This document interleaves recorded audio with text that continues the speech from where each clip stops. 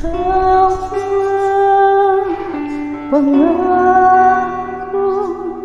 taglan ng isang bituin.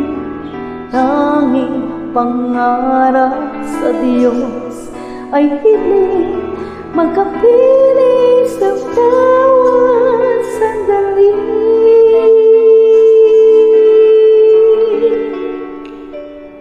Ikaw ang pag-ibig